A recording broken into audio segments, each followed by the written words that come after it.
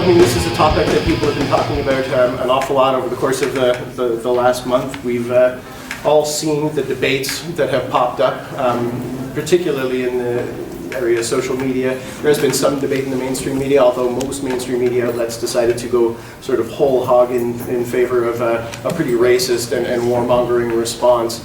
But we've seen some really significant debates that have come up around a series of different questions in relation to the attacks that went down in Paris, but also the attacks that happened in Canada, and in relation to Charlie Hebdo in general.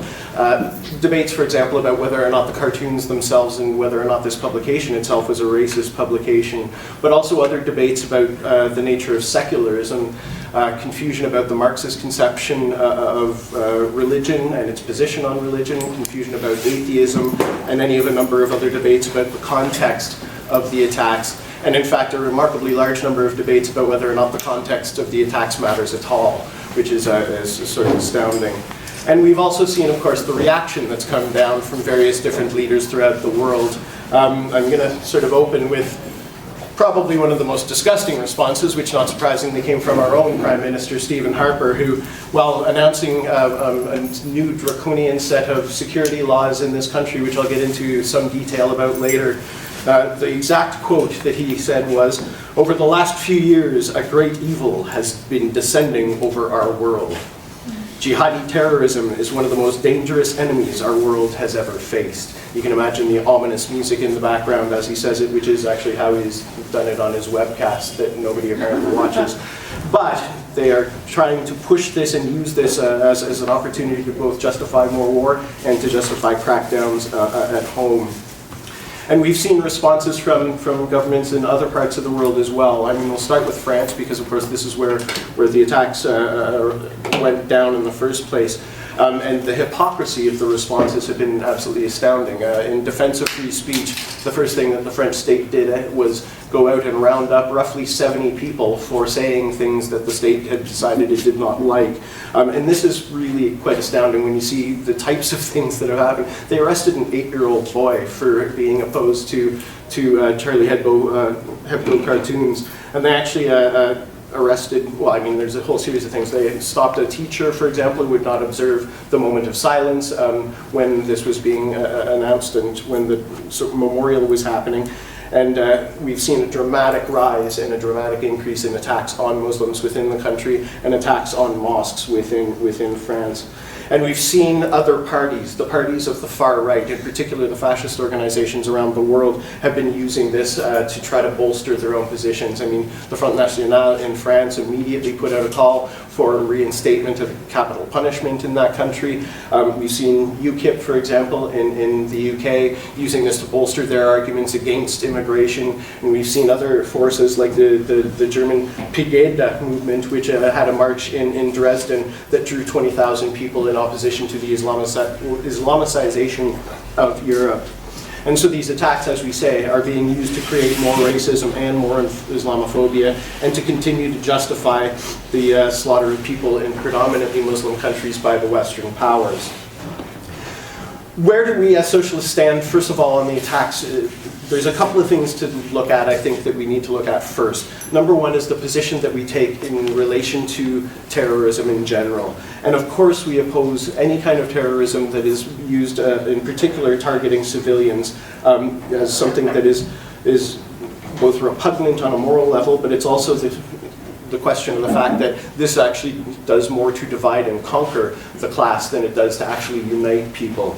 As Trotsky wrote in Why Marxists Oppose Individual Terrorism, individual terror is inadmissible precisely because it belittles the role of the masses in their own consciousness, reconciles them to their powerlessness, and turns their eyes and hopes towards a great avenger and liberator who someday will come and accomplish this mission.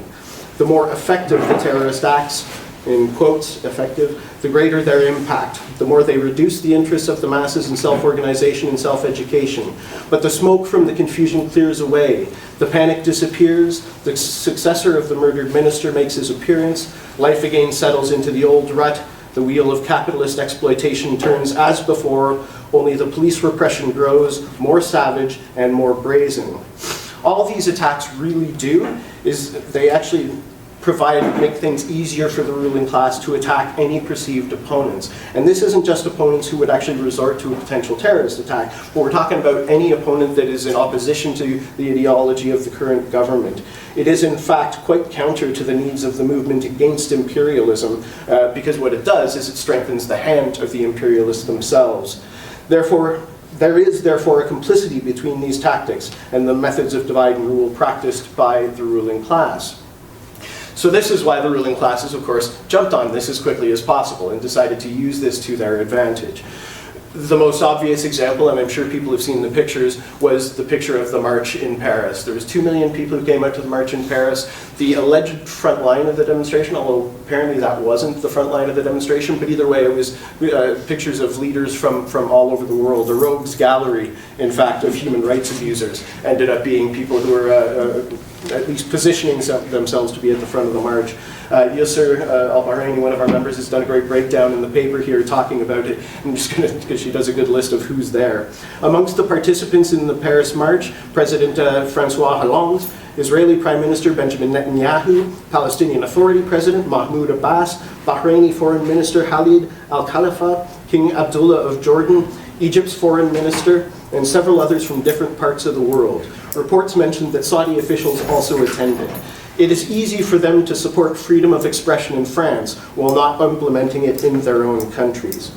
And we see this coming from, these are governments who have jailed journalists. In the case of Egypt, for example, we're watching the story right now of Canadian journalists and other journalists who have been held prisoner of the Egyptian state. And yet they all were there at the demonstration trying to prove their support for freedom of expression. The outright hypocrisy of that front of the demonstration doesn't, however, reflect everyone who marched in the 2 million strong demonstration. There was a lot of different people with a lot of different sets of ideas. Some openly racist organizations were there. Groups like the Front National were there and were actually trying to make hay of the situation. But there were even some people who were on the left who were there in the demonstrations. And this is actually pointing to some of that confusion that we've been talking about in relation to the issue. And so I'm going to take a look at some of the specific debates, and I'm not going to be able to cover all of them. And people saw, for example, Facebook postings of 200 responses. You're not going to be able to actually cover everything that's gone on there. But let's talk about a few of them specifically. Number one is, does context matter here? How does the context of the situation of Muslims in the Western world and of our imperialism abroad actually matter in this case? According to the International Socialist Tendency, actually released a statement that put it quite well. The Paris killings and the Madrid and London bombings before them are a predictable consequence of the Iraq War and its aftermath. To say this is not to justify the killings, but to draw a basic causal connection. One of the things that we have seen over and over again is anybody who tries to come up with an understanding of the context and an understanding of why this may have happened are being told that they're justifying the actions. Those are not the same thing. Justification is not the same thing as understanding what the context is. But one of the variations of the discussion on this and why people argue that the context itself isn't what matters. You hear this from time to time saying, why is it that the Muslim people, offended by the cartoons of Prophet Muhammad and some of the other cartoons that were in there, why can't they simply take a joke? Charlie Hebdo goes after every one of the religious groups. They go after lots of different sort of organizations. But that's not what matters here. The context is actually an ongoing assault on people in the Middle East and Central Asia, not because of their religion, as is often portrayed as the clash of civilizations, but because of their proximity to strategic resources required for capitalism to grow. That's what has given rise to Islamophobia. There's an old joke that from brother that we heard at a Canadian Peace Alliance convention saying if all the world's oil was under Southeast Asia, we would be fighting against Buddha-phobia. Because it actually has more to do with what the capitalist class needs and what it is they require than it has to do with religion. Religion is really not the issue at all. And a cursory look in many of the ways that the West has intervened in the Middle East and Central Asia, it does not take much for us to be able to see why people might be upset in that context. I mean, we're looking at the ongoing bombing right now in Iraq and Syria, all of which is sort of a further continuation of the last Iraq war, where we saw the US essentially level wholesale destruction on the country of Iraq, creating material conditions that give rise to people's desperation, which means that people might actually lash out in a number of different ways. And we're seeing the same thing coming down. I mean, we can go over the history, but I'm not going to probably be able to go into too much detail. But you take a look, for example, at the situation in Afghanistan, where over the course of the last 30 or 40 years, the US has constantly manipulated the politics of that country, making sure that the worst of the right-wing sectarian parties end up gaining dominance within the country, because those were the people that the US saw as a bulwark against what they were worried about was communist expansion in a Cold War context. And it's something that they are still continuing to support. In the case of France, I mean, we're looking at another example here. When we're talking about France, we need to look at it in the context of French imperial ambitions, in particular in Africa. We saw the Algerian War of Independence, which turned into, according to the FLN, there roughly 1.5 billion people, or million people, sorry, were killed as a result of the French intervention. And we're seeing France now beginning to try to sort of flex its muscles internationally again, with interventions in Libya, in Mali, and most recently as well in Syria. It's also the context, not just internationally though, and of the wars that we've seen abroad, but it's also the context of what we're seeing with the impact on Muslim populations in Western countries themselves. A quick look at France, one of the statistics that really jumped out at me when looking at this is the fact that Muslim population is 7.5% of the overall population, yet they represent roughly 60% of the people who are held in prisons in France. People are held in the banlieues, the sort of Paris suburbs, in horrible conditions and with a significant amount of poverty. And that deep poverty is actually also happening here in Canada. There's a report the Canadian Labour Congress released a number of years ago looking at this particular question, found that Arab and West Asian visible minorities had the highest overall unemployment rate in Canada.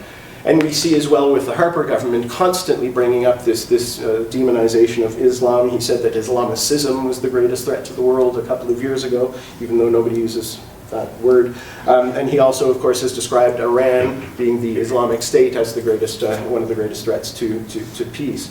And so again, we're looking at a very, very different context. And so when someone turns around and says, yeah, but they also make fun of the Pope, it's like, this is just not the same thing, right? The Catholic Church still has a considerable amount of power in France, and we're not seeing the same kind of context. We're not seeing roundups of Catholics. We're not seeing, you know, nuns being attacked for wearing the habit and having that sort of taken off of them, and nor are we seeing, you know, widespread bombing campaigns of the Vatican following this up. It's a completely different context. The other element of the debate that comes up is this discussion about, is Charlie Hebdo racist?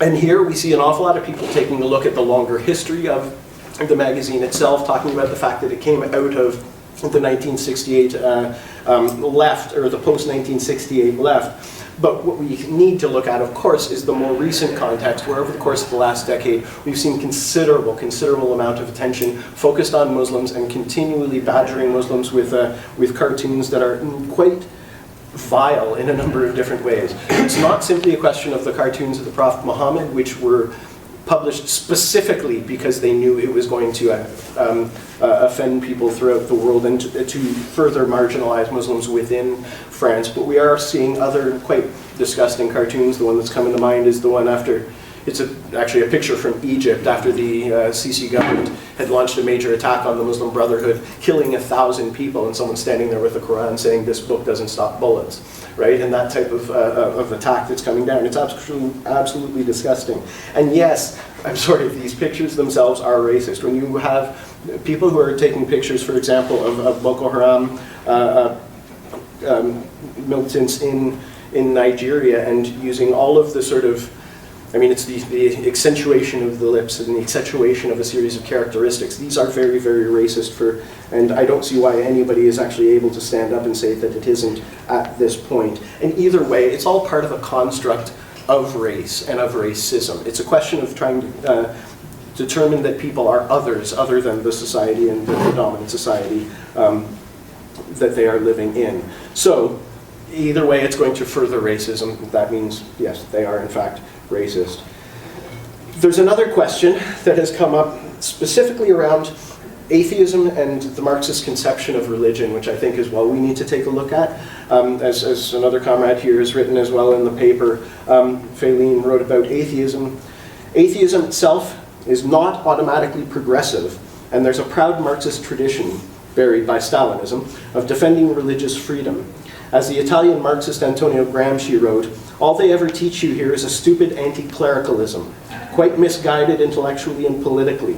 There are plenty of bourgeois atheists who make fun of priests and never go to church, yet they are anti-socialist, interventionist, and wage war on us."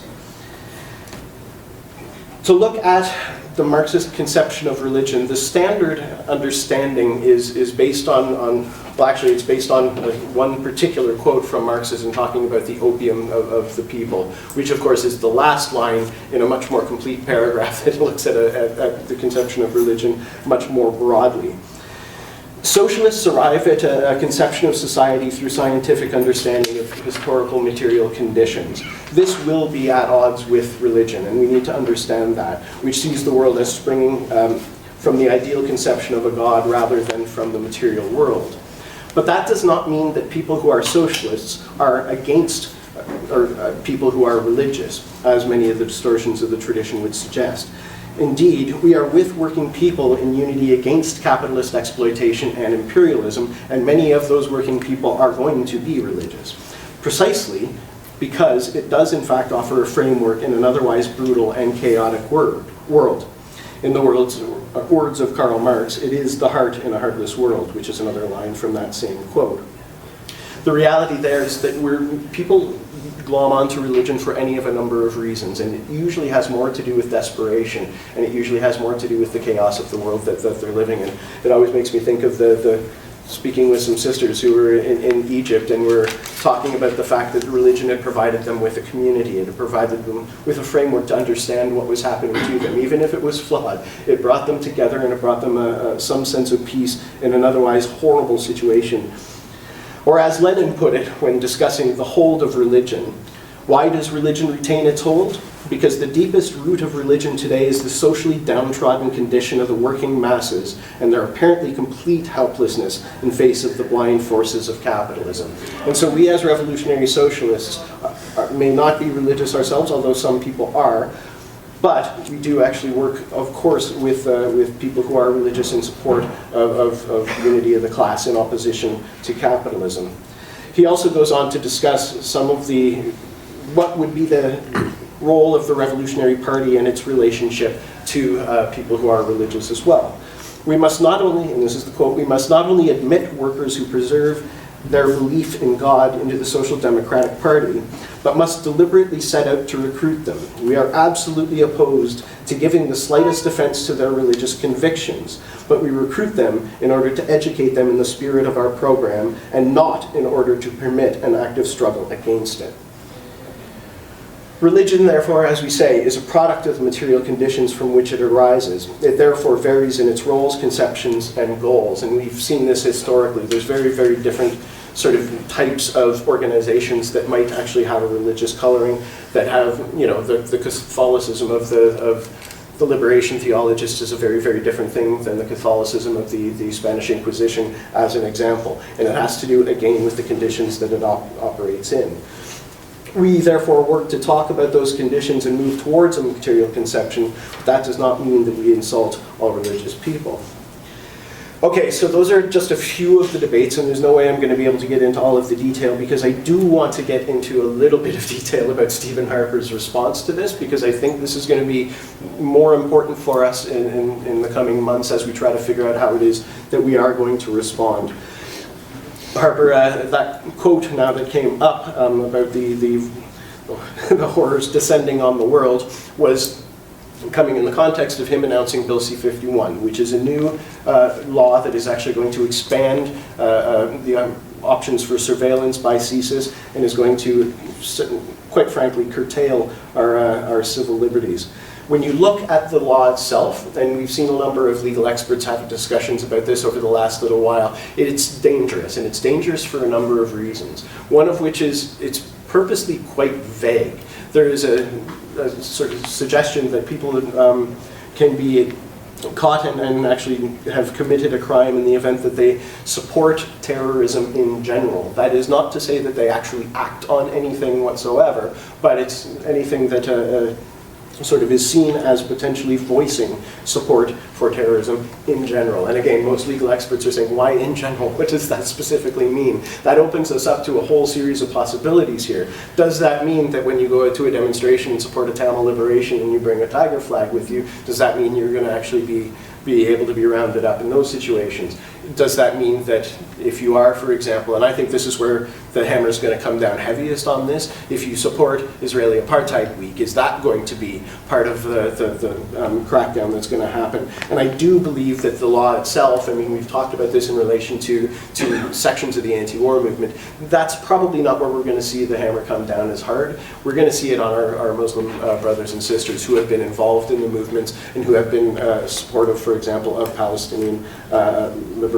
When you look at the position that this government has taken vis-a-vis Palestine and Israel, 100% unconditional support for Israel, and anybody who opposes Israeli policy is considered to be supporting Hamas. This is what they did with George Galloway. Remember, he gave money to Hamas. It was money for a medical program, but they were actually able to suggest that that was material support for terrorism. This is going to provide a huge chill, and it's actually designed to do so, designed to pull certain organizations who are already, in many cases, quite scared about the other attacks that have come down, both through the Canada Revenue Agency, which has been shutting down organizations that are opposed to government policy, but it's going to further that chill. And this is something that we're going to have to push back on.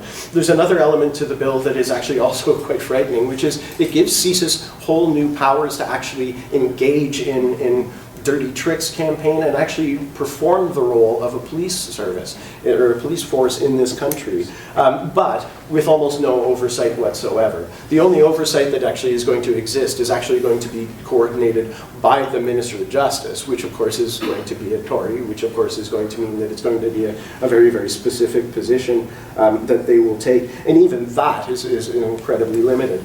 And so the possibility that CSIS could then engage in dirty tricks, as they're saying, is quite high. And that includes everything from manipulating financial accounts to being able to actually pull down websites, hack into websites, take stuff down, that type of thing. The other issue, of course, that has come up with many of the legal experts looking at this is we veered into an area here known as thought crimes.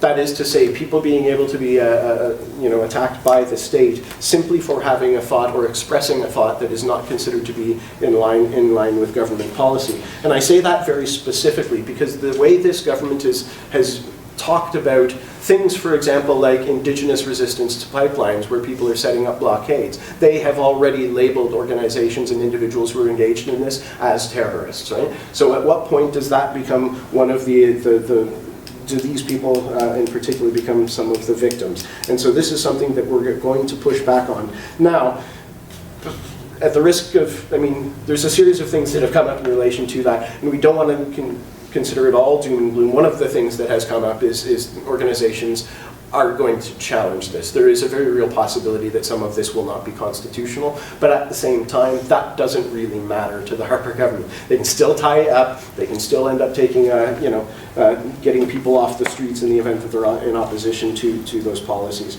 And so that is going to come up. I know that the BC Civil Liberties Association is one of the groups that has been taking a look at whether or not they can actually push back on this legislation.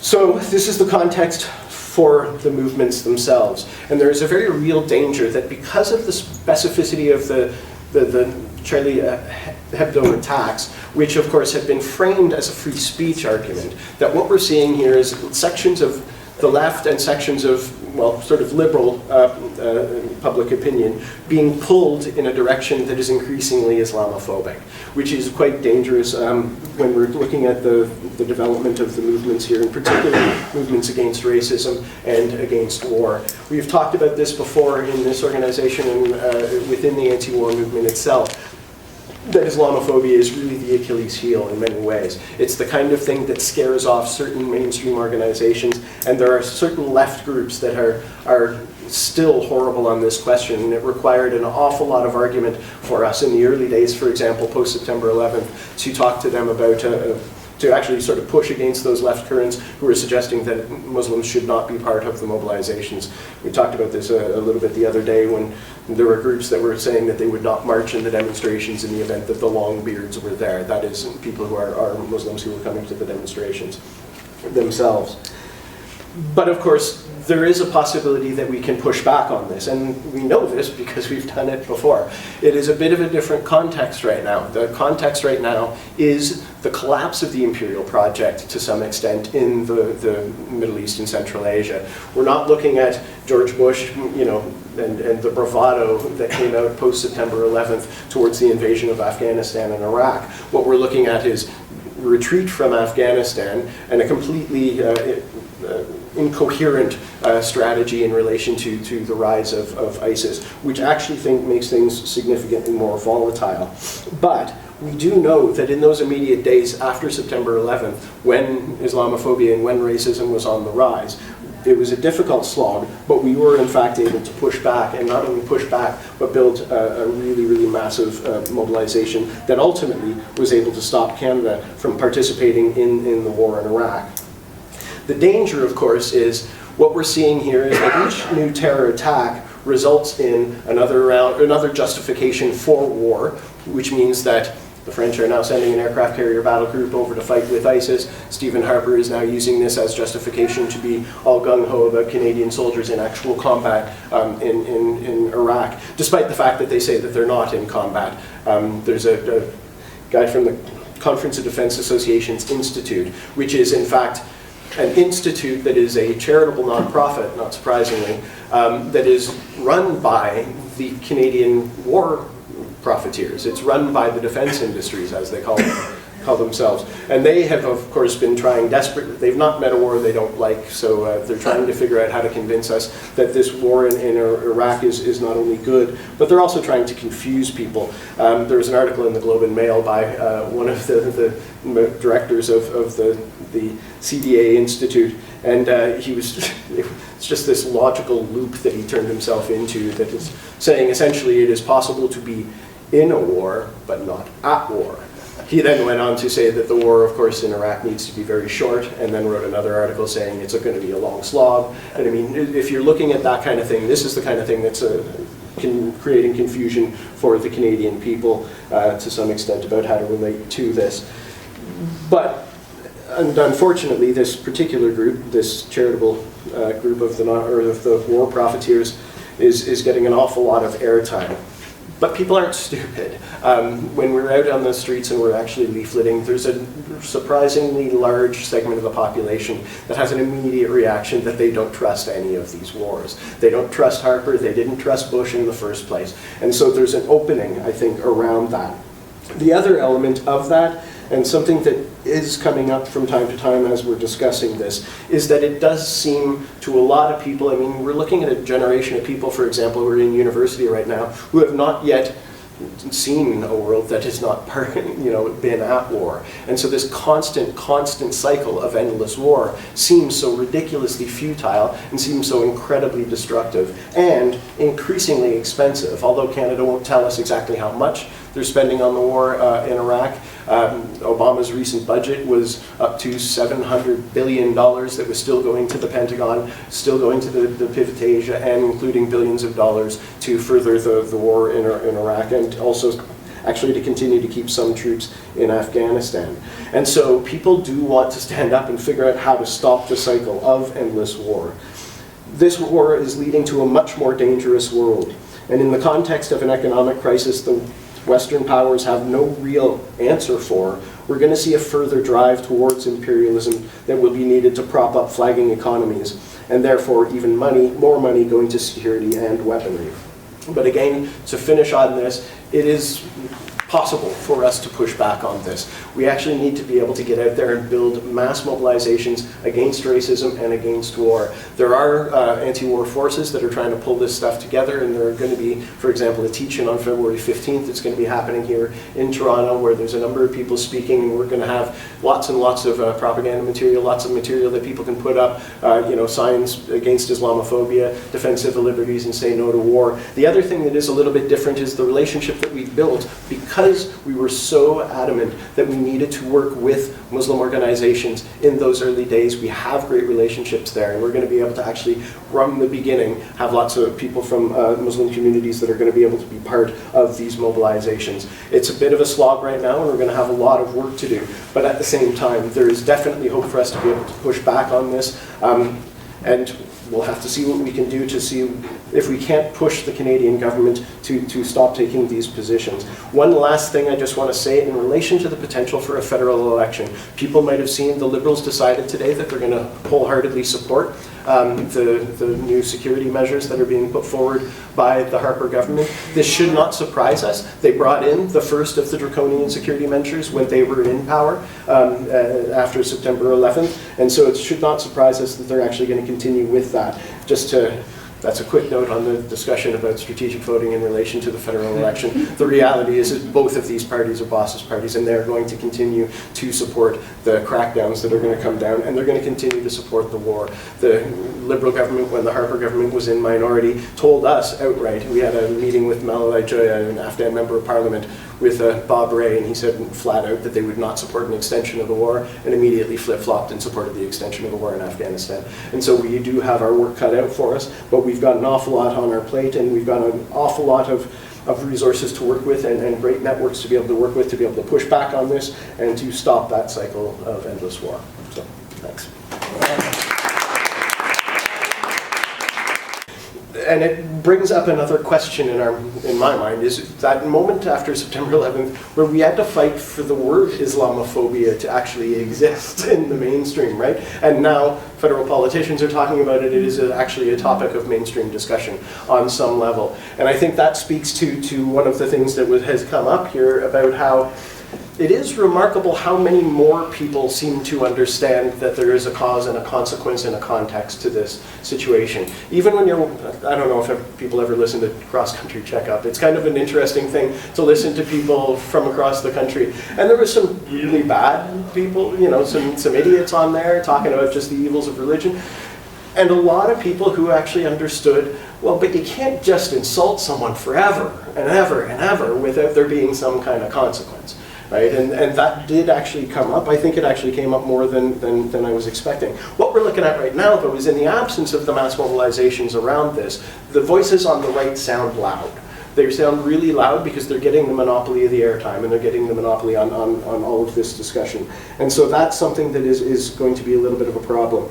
But I mean, that doesn't mean we can't push back on it. And in fact, all of this, and the reason why people look at this context more so than we might think, I think, is because of the history over the course of the last 14 years in the building of the mass mobilizations against war and the opposition. I think there's also a series of other bits and pieces that have come up in relation to it.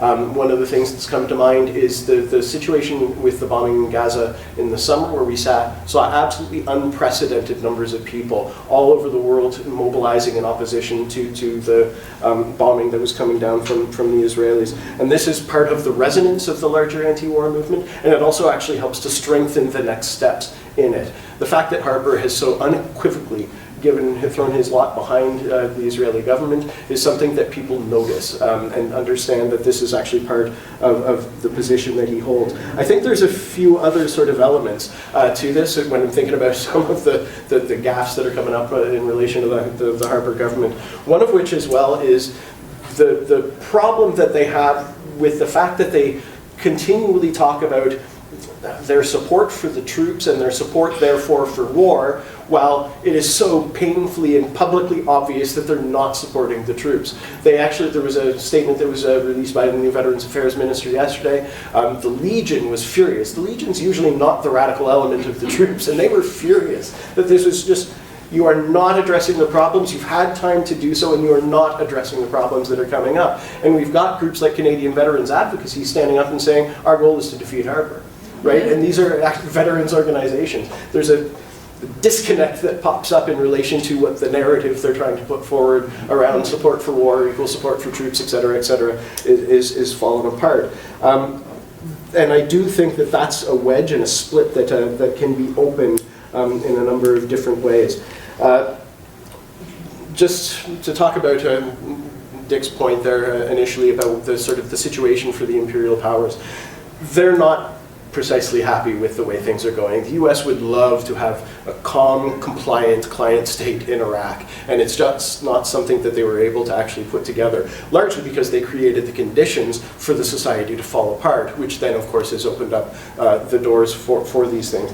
So they are not quite where they want to be as far as that position is concerned. And that point of weakness ends up becoming in and of itself more dangerous. When you look at what Obama actually did with the budget that came out, or that was put forward before Congress, the majority of the money is still actually going to what they describe as their pivot to Asia.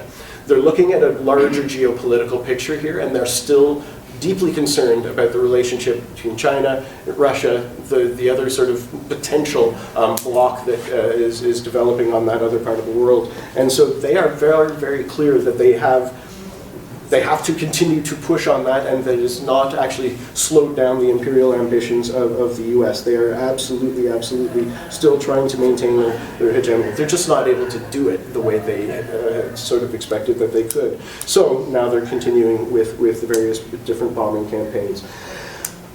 Yeah, I mean, I think that Feline's point about the response rally as well that happened in Germany, which is something that we did hear from some of our friends in Germany, is incredibly important, because there is a bit of a sense that, you know, the right is on the rise, and this is going to be very, very difficult. We're also seeing, though, the left on the rise in a number of different ways. We can't forget about the victory of Syriza in Greece, which is, you know, a step in the right direction as far as a pushback against austerity and the way that's moving. What we're seeing, of course, is the polarization.